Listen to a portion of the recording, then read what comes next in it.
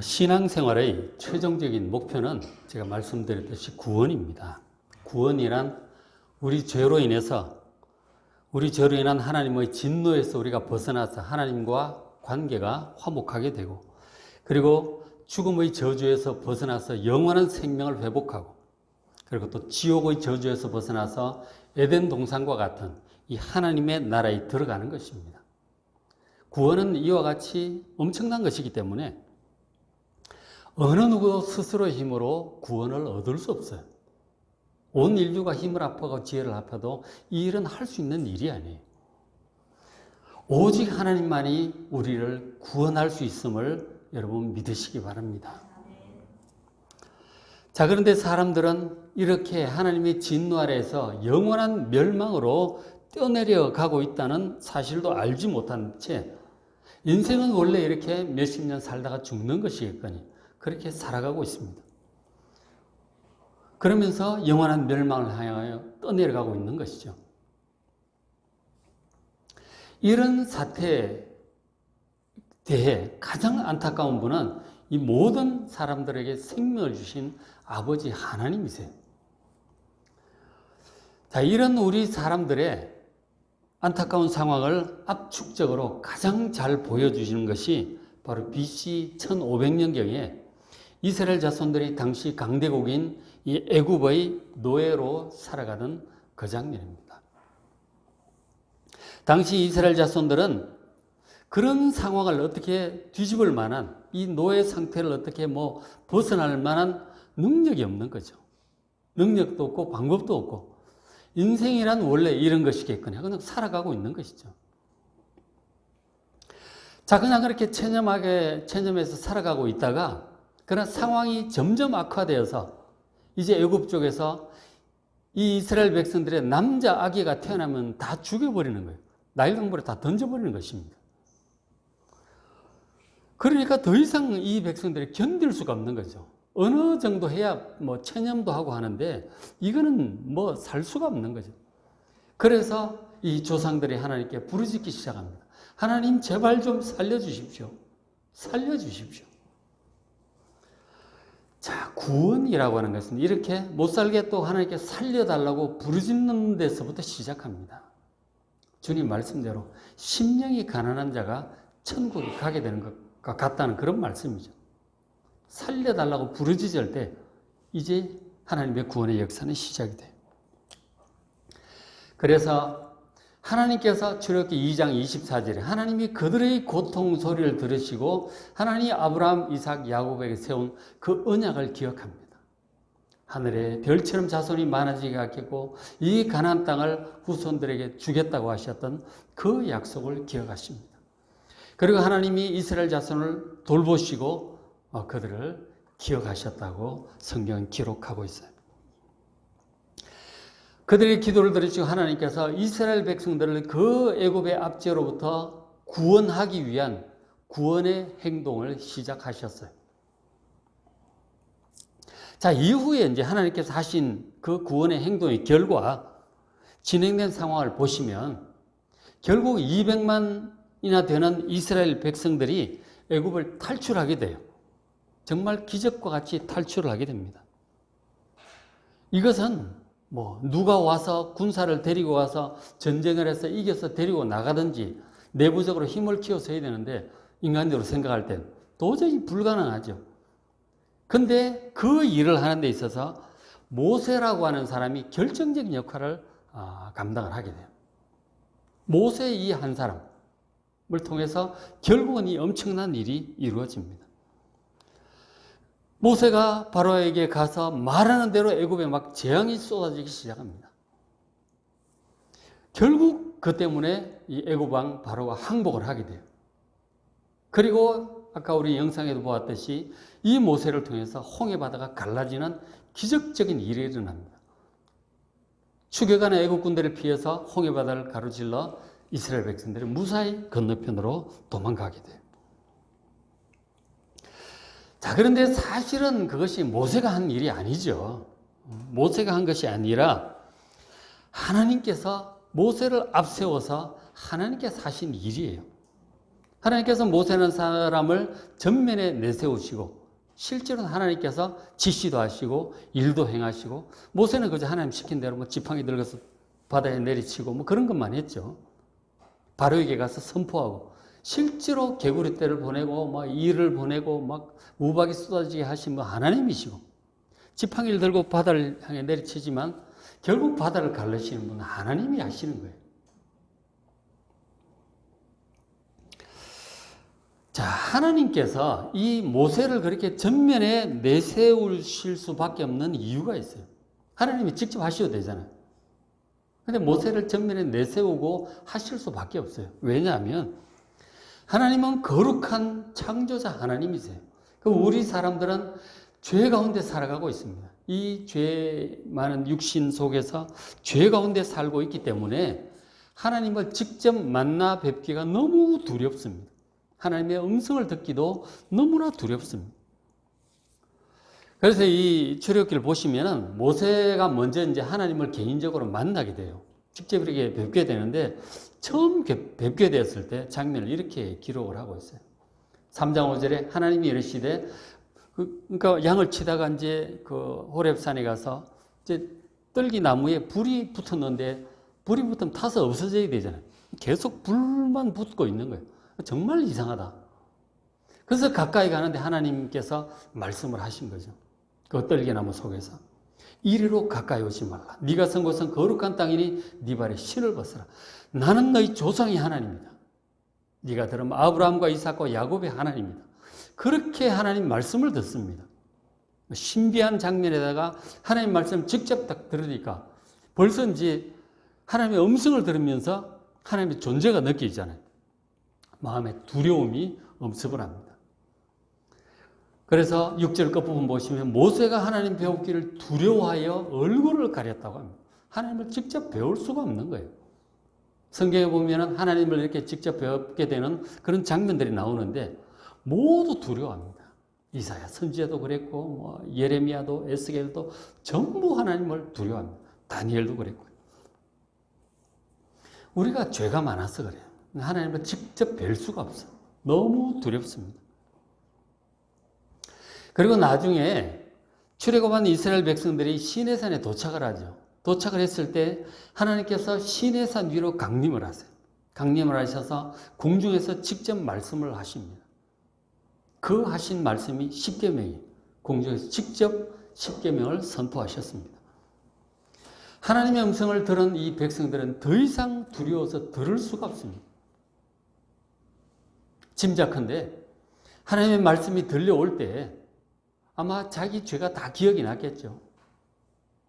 살인하지 말라. 그래서 사람 미워하고 싸우고 했던 죄, 간음하지 말라. 그랬을 때 마음으로 간음했던 그런 죄, 실제로 간음했던 죄 다 떠오르지 않겠어요?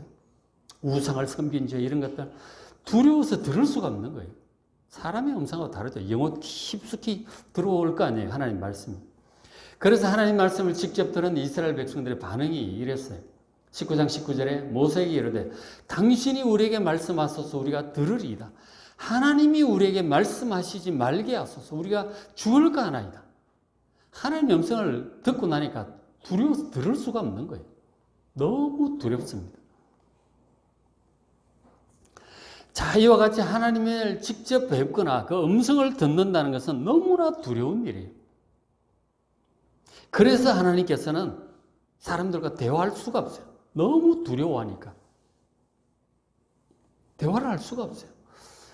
뭐 그 정도 비유는 아니겠죠. 여러분 이제 굉장히 뭐 예를 들어 지위가 높은 사람이나 나에게 어떤 절대적인 영향력을 갖고 있는 사람, 상사가 있다고 하면 그 사람 만나기가 조금 이제 두렵죠. 그죠? 조심스럽잖아요. 그거하고 비교도 안 되는 거죠. 이 거룩하신 하나님 앞에 창조자 하나님, 우리의 생명을 주신 하나님, 우리의 인생을 심판하시는 하나님, 전능하신 하나님 위험 앞에 선다는 것이 너무너무 두려운 것입니다. 그래서 하나님께서 직접 얘기를 할 수가 없는 거예요. 너무 두려워하니까. 그래서 하나님께서 사람을 택하세요. 그 사람을 훈련을 시키시고 가까이 오게 하시고 하나님을 두려워하지 않도록 자꾸 이렇게 훈련을 시키시죠. 가까이 부르시는 거죠. 그 사람에게 말씀하시고 그 사람을 통해서 사람들에게 말씀을 전하게 하시는 거예요. 그리고 사람들이 하나님께 직접 잘 못하니까 그 사람을 통해서 하나님께 말씀을 드리도록 그렇게 할 수밖에 없는 거예요. 어쩔 수 없는 일입니다. 그래서 이후 보면 모세가 하나님의 말씀을 계속 백성들에게 전합니다. 그리고 백성들의 그 애로사항과 탄원을 하나님께 또 전하죠. 좋을 때도 그랬고 문제가 생겼을 때도 그렇게 모세가 양쪽 사이에 서서 왔다 갔다 하면서 말씀을 전하는 중재자요 중보자 역할을 합니다. 나중에 이제 이스라엘 백성들이 하나님과 언약을 한 이후에 금송아지 우상을 만들어서 하나님 진노하십니다. 하나님과 피로서 맹세를 했지만 얼마 안 돼 2달도 못 돼서 그런 사단이 난 거죠. 하나님께 엄청 진노하셨고 이 백성들을 전부 멸망시키겠다고 하셨어요. 하나님의 진노가 하늘 끝까지 닿았습니다. 근데 그때 이 모세가 중간에 서서 하나님께 정말 목숨을 내놓고 기도를 합니다. 하나님 이 백성을 이렇게 멸망시키려고 이렇게 불러내셨습니까? 이렇게 하시면 주변에 있는 모든 사람들이 여호와 하나님께서 백성들을 가나안 땅으로 인도할 능력이 없어서 다 죽였다고 할 거 아니냐고. 하나님 제발 용서해달라고. 그렇게 하시려면 먼저 저를 죽여주십시오. 생명책에서 저를 이름 빼주십시오. 그렇게 목숨을 걸고 하나님께 간절히 기도합니다. 그 기도를 하나님 받으시고 모세의 그 간절한 마음을 받으시고 용서하셨어요. 그런 일에서도 모세가 중간에서 중보자요 중재자 역할을 하는 것을 보게 돼요. 모세가 이렇게 중요한 사람이었기 때문에 중요한 역할을 할 사람이었잖아요. 그렇기 때문에 하나님께서 모세의 탄생부터 모든 것을 계획하시고 아주 신중하게 진행을 하셨습니다. 모세가 태어날 당시 이스라엘 자손은 아까 보신 영상대로 남자아이가 태어나면 전부 죽을 수밖에 없는 상황이었어요. 붙잡아다가 전부 나일강에 다 던져버립니다. 죽는 거죠. 이거 임신을 하게 되면 정말 두려운 거예요. 제발 여자아기가 태어나길 기다리는 거지. 남자아기가 태어나면 다 죽는 거죠. 집집마다 통곡 소리가 울려 퍼집니다. 결국은 이제 이런 것들 때문에 결국 나중에 애굽 가정에 장자들이 죽는 재앙도 임하게 되는 거죠. 벌써 그렇게 죄를 많이 지은 거예요. 애굽 사람들이. 그런 상황이었어요. 자, 그런 상황에서 이제 또 결혼도 하고 애도 임신도 하는 거죠. 저렇게 2장 1절에 레위 가족 중 한 사람이 가서 레위 여자에게 장가듭니다. 레위 지파 사람들끼리 이제 결혼을 한 거죠. 그래서 이제 아기를 낳았는데 아들이야. 너무 잘생겼어. 도저히 죽일 수가 없는 거, 포기할 수가 없는 거죠. 그럼 몰래 숨겨서 키웁니다. 그래 A가 점점 목소리도 우렁차지고 이렇게 되니까 더 이상 숨길 수가 없게 된 거예요. 만약 들켰다가는 가족들이 전부 죽을 수도 있는 거죠. 결국은 포기할 수밖에 없는 그런 상황이 오고 말았어요. 그래서 아까 우리 영상에서 보았듯이 그 모세 어머니가 요게벳이에요. 요게벳의 기도 아니에요. 그래서 그 아기를 어쩔 수 없이 결국은 붙잡혀서 다 끌 수는 없잖아, 그죠? 결국 하나님께 맡기는 거죠. 그래서 갈대 상자, 이 갈대가 파피루스입니다. 파피루스 상자를 이제 엮어서 역청과 나무진을 칠하고 물 안색에 딱 해가지고 지금 이제 영상은 이제 좀 상상력이 이제 많이 가미된 거죠. 실제로는 보시면 2절에 그를 위하여 갈대 상자를 가져다 역청 나무진을 채로 아기를 거기 담아서 나일 강가 갈대 사이에 두고 이렇게 되어 있습니다. 강물에 떠내려 보는 것이 아니고 나일 강가에 파피루스가 많이 있거든요. 그 이제 갈대보다 조금 더 이제 굵은 그걸 말려가지고 그 이제 종이 대신 파피루스에다 적고 그랬잖아요. 막 습지되니까 이제 그런 것들이 자라죠. 거기다가 이제 딱 이제 떠내려가지 않도록 돕겠죠. 갈대 사이. 그것이 아마도 왕궁 근처였던 것 같아요. 혹시 해서 이제 그렇게 했겠죠.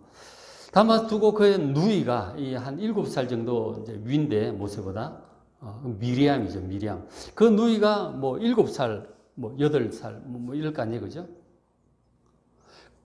어떻게 되는지 이제 보려고 이제 기다리고 있는 거죠. 멀리서 지켜보고 있는 것이죠. 근데 과연 이제 그렇게 지켜보고 있는데, 그 이제 사람들이 나왔어요. 왕궁에 사람들이 나왔는데, 바로의 딸, 공주가 목욕하러 나일강 쪽으로 나왔어요. 그리고 이제 나와서 보니까 갈대 사이에 상자를 이제 봅니다. 한 상자가 있는 거죠. 근데 문제는 보십시오. 상자를 열었을 때 이제 아기가 들어있는 걸 보겠죠. 뭐야, 히브리 아기잖아. 그리고 던져버릴 수도 있습니다. 이거가 어떻게 될지 아무도 몰라. 정말 이건 하나님께 맡길 수밖에 없는 거예요. 우리가 살면서 종종 이럴 때가 옵니다. 그죠? 내 힘으로는 더 이상 어떻게 할 수 없고 하나님께 맡겨야만 될 그런 때가 오는 거예요. 맡기고 기도할 수밖에 없어요. 자비를 구할 수밖에 없는 거예요. 정말 그런 마음으로 조마조마하는 마음으로 이 엄마와 이 누나가 그렇게 하고 지켜보고 있는 거죠. 자, 보니까 어떻게 되느냐. 6절에 열고 보니 아기가 우는지라. 그때 이제 그 공주의 마음이 이제 문제죠. 근데 그가 그를 불쌍히 여기에 이르되 이는 히브리 사람의 아기로다. 불쌍한 마음이 들은 거예요, 이게. 이 뭐야, 이거? 던져. 그럴 수 있죠. 근데 불쌍한 마음이 든 거예요. 히브리인의 아기인 줄 알면서도 불쌍한 마음이 들었다는 거예요. 그것이 바로 그 모세를 살리시려고 하나님께서 그 공주에게 그런 마음을 주신 줄로 믿습니다. 하나님께서 사람 마음을 필요할 때 움직이세요. 그 불쌍한 마음이 드느냐, 흉측한 마음이 드느냐, 그거는 아무도 몰라. 하나님께서 역사하셨고 그 사람 마음을 움직이시는 분 하나님이세요. 그래서 이 참 불쌍한 마음이 들고, 그리고 아까 영상에 보니까 아주 싹 웃는 모습을 그려놨던데, 애기 모세가 아주 마음에 드는 거죠. 야, 이 애기 정말 사랑스럽다. 불쌍하다.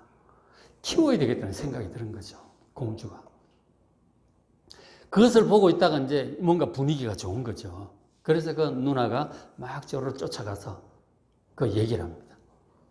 7절에 그의 누이가 바로에 따르게 이르되 가까이 가서 얘기를 하는, 유모를 불러다가 이 아기를 젖먹이게 할까요? 히브리 여인 중에 유모를 제가 소개를 해드릴까요? 그런 거죠. 그 공주가 자기가 뭐 지금 임신해서 낳은 게 아니까 젖이 나올 리도 없고 그렇잖아요. 그리고 히브리인 애기니까 또 조심스러워도 한번 잘 해야 되는 거예요. 저 바로를 키울 저 공주에 대해서 언제 한번 얘기를 좀 할 기회가 있을 것 같아요. 여러 이제 썰이 있지만 핫셋수트 여왕으로 이제 그렇게 보고 있어요. 그러니까 아주 여걸입니다, 여걸. 그렇게 이제 성사학자들이 보고 있는데 어쨌든 저렇게 키우게 돼요. 키우게 되는데 이제 그 유모를 마침에 어떻게 할까 생각하고도 유모 구해줄까? 잘 되는 것들. 그래, 유모 구해와라. 그 애기 엄마를, 실제 모세 진짜 엄마를 불러온 거죠. 딱 모른 채하고. 가서 그 애기 엄마를 진짜 자기 엄마를 불러온 거죠. 그래서 이 바로의 공주가 얘기를 합니다. 바로의 딸이 그에게 이르되 이 아기를 데려다가 나를 위하여 젖을 먹이라. 내가 그 삭슬 주리라 하는 거예요. 내가 돈을 줄 테니까 이 아기를 잘 좀 젖먹여서 젖될 때까지 키워다오. 이렇게 된 거죠. 돈을 주겠다는 거예요. 이거 바로의 이 공주가 허락을 했으니 뭐 절대 안전이죠. 뭐 안전 조치를 했을 거 아니에요. 절대 손 못 대도록. 그리고 완전 안전 보장 받고 그다 더해서 돈까지 받아가면서 이 아들을 키울 수 있게 된 거죠. 기가 막히잖아요, 그죠?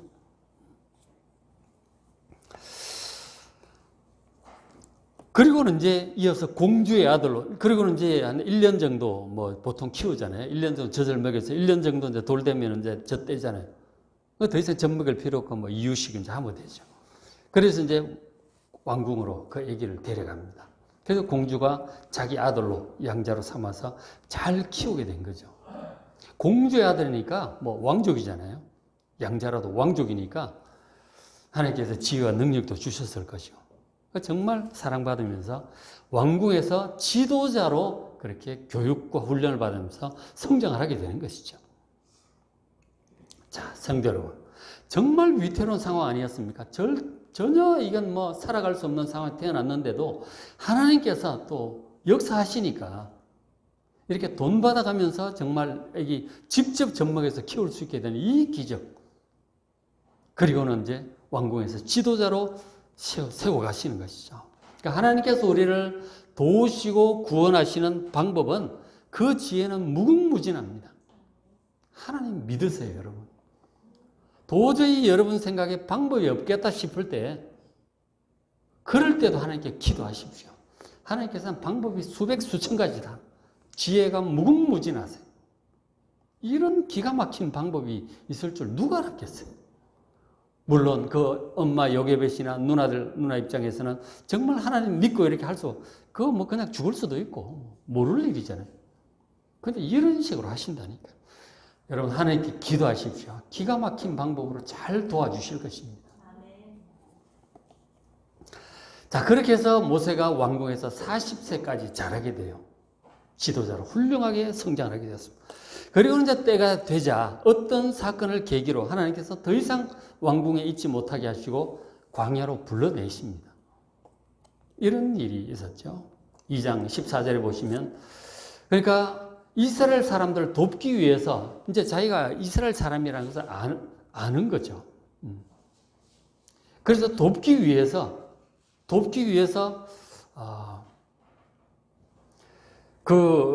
도우려고 하다가 일이 잘못 틀어져 가지고 애굽 사람 하나를 이 모세가 죽이게 되었어요. 그 앞뒤 상황을 대략 보면은 좀 지도자급 사람이 아닐까, 이제 책임자나 지도자급 사람이 아닐까 그렇게 짐작을 합니다.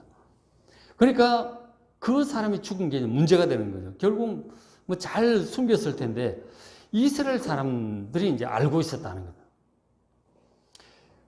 그래서 이제 그 이스라엘 사람들 좀 돕고 하려고 이렇게 하다가 그 이스라엘 사람이 그런 얘기를 하는 거예요. 네가 애굽 사람을 죽인 것처럼 나도 죽이려느냐. 그래서 모세가 두려워하여 일이 탈로 되었다.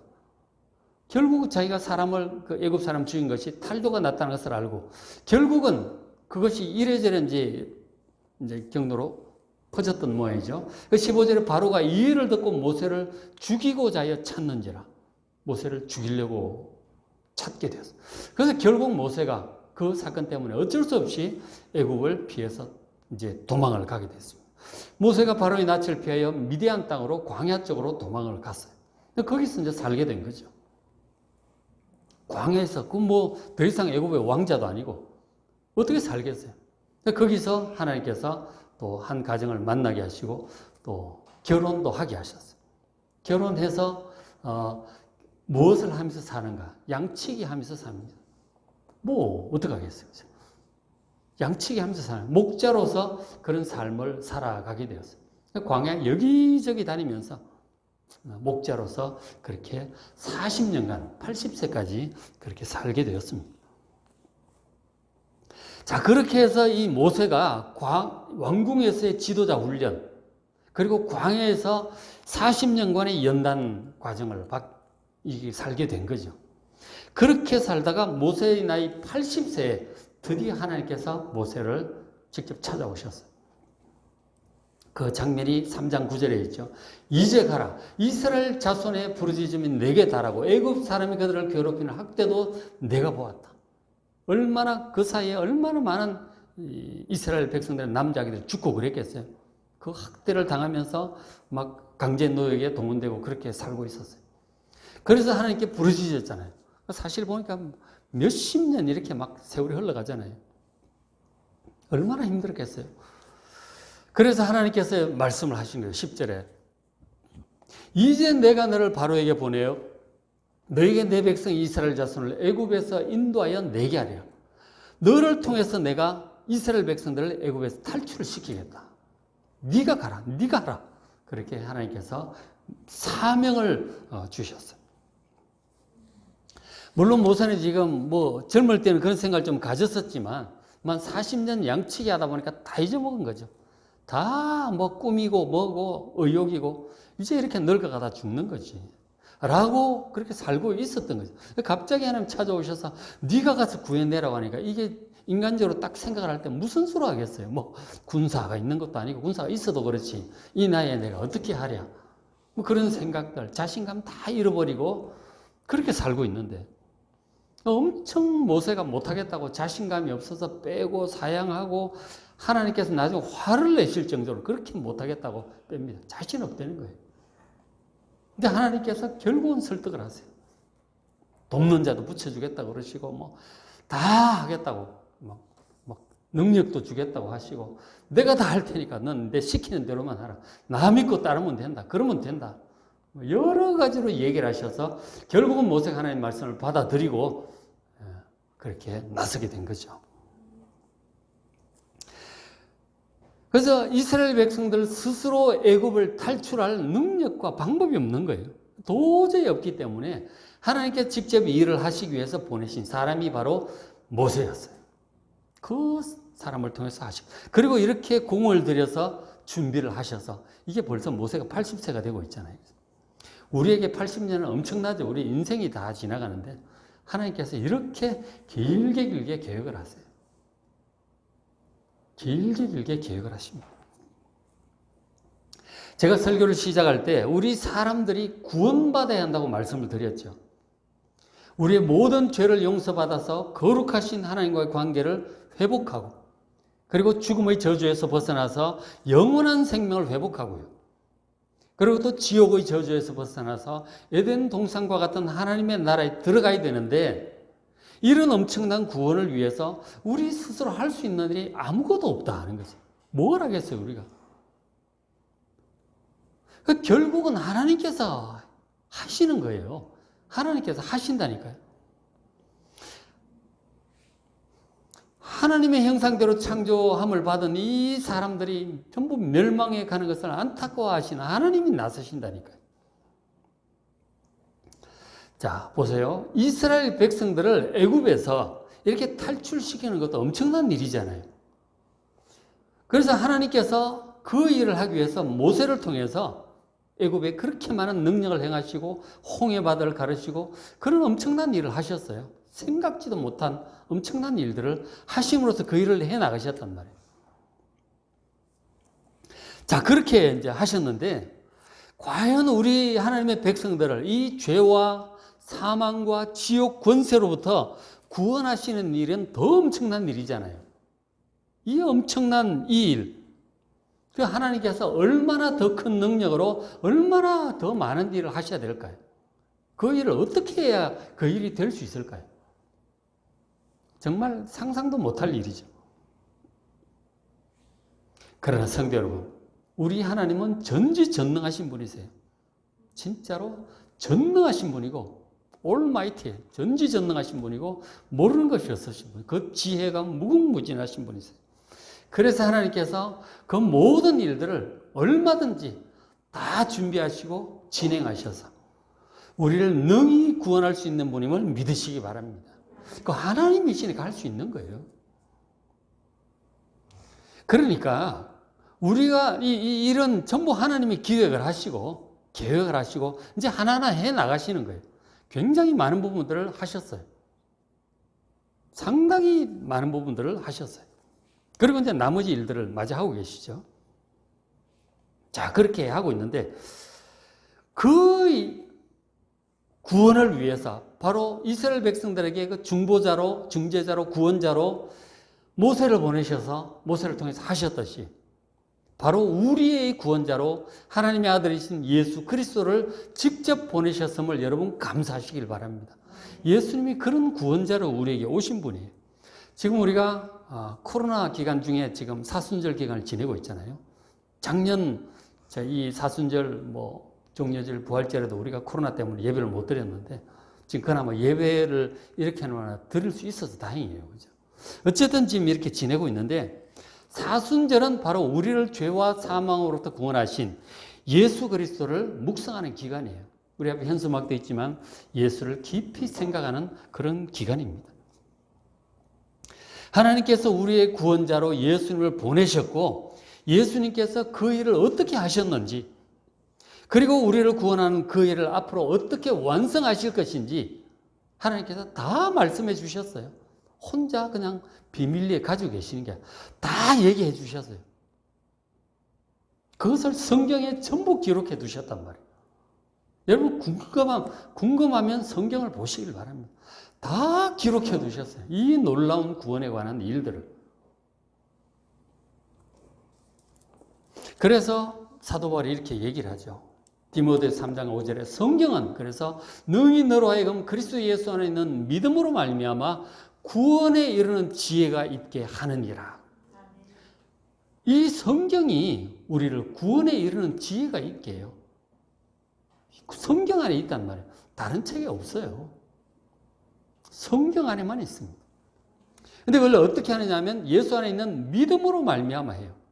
믿고 그리고 이제 살아있는 믿음은 당연히 순종이 다르죠. 믿음과 순종이에요.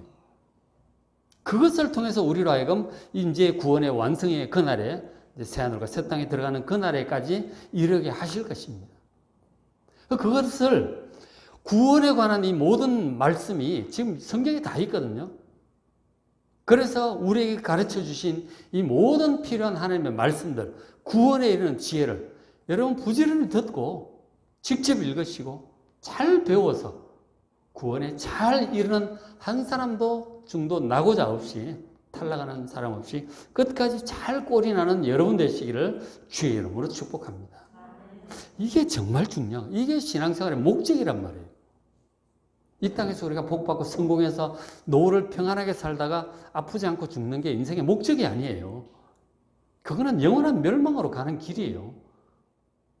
여러분 반드시 이 온전한 구원에 이르셔야 합니다. 사도 바울이 그러잖아요. 구원을 이루어 가라고 그렇게 말씀을 하고 있잖아요.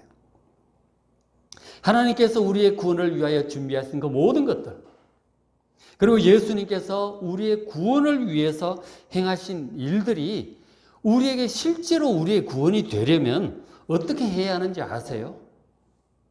어떻게 해야 됩니까? 근데 성경을 제가 말씀을 드렸지만 그 근본 원리가 바로 우리 스스로 구원할 수 없고 하나님께서 하신단 말이에요.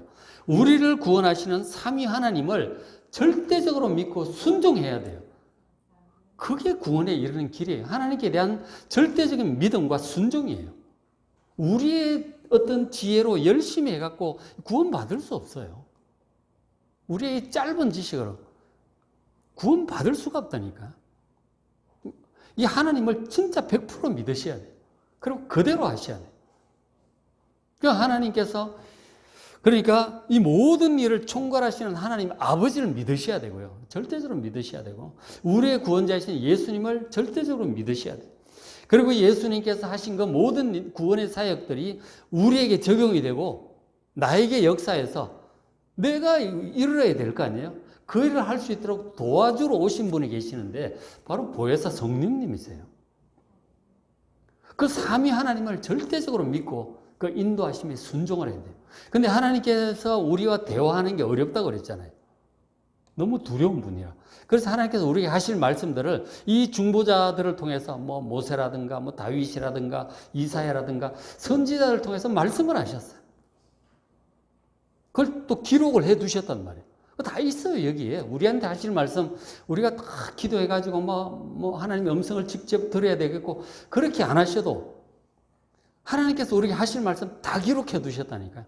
오히려 우리가 뭐 어떤 입신 상태에 들어가고 환상 중에 하나님의 음성을 듣고 막 그런 걸 자랑하는 사람도 있는데 그런 것들 속에 엉터리도 많아. 사탄도 흉내를 내요. 그리고 하나님께서 직접 우리에게 이렇게 성령께서 감동을 주셨어도 그러나 지극히 일부에 해당하는 조금 말씀하신 거예요. 그것 갖고는 안 돼요. 그러니까 필요 충분한 모든 말씀은 성경에 기록을 해 두셨어요. 이거 성경 보는데 우리가 그렇게 두려운 마음으로 보는 건 아니잖아. 직접 하나님을 뵙는 것처럼 두려울 필요 없어요. 직접 보시면 돼요. 그냥 편안한 마음으로. 두려운 마음은 없는데 어려운 마음이 좀 있죠. 성경이 어려워죠. 그런 거는 여러분 꾸준히 보시면 돼요. 또 제가 맥체인 성경 읽기 하면서 친절하게 또 설명해 드리잖아요. 그죠? 그렇게 하시면 돼요. 충분히 알 수 있습니다. 근데 구원의 길을 다 말씀을 해 주셨는데 안 보면 어떻게 알아? 혼자 자기 생각대로 막 하는 거야. 이렇게 하면 되겠거니. 그리고 막 그 단편적인 지식 한두 가지고 그냥 가요. 그러면 안 된단 말이에요. 엉터리 교사들이 많아요. 거짓 교사, 거짓 선지자들이 많다고 성경에서 수없이 경고하고 있잖아요. 여러분 직접 보시길 바랍니다. 직접 보면서 자꾸 대조하면서 맞장구하면서 들어야 돼요. 그죠? 보면서 들어야 돼요. 앞뒤 상황 전체적인 맥락을 가지고 말씀도 듣고 읽고 묵상하고 그렇게 해야 되는 것이죠. 그래서 정말 하나님, 삼위 하나님, 그리고 그 모든 말씀을 정말 잘 듣고 읽고 배우고 그대로 믿고 순종함으로 이 구원의 완성에 한 사람도 낙오 없이 잘 도달하여 천국에서 정말 기뻐 잔치하는 여러분 되시기를 주의 이름으로 축복합니다.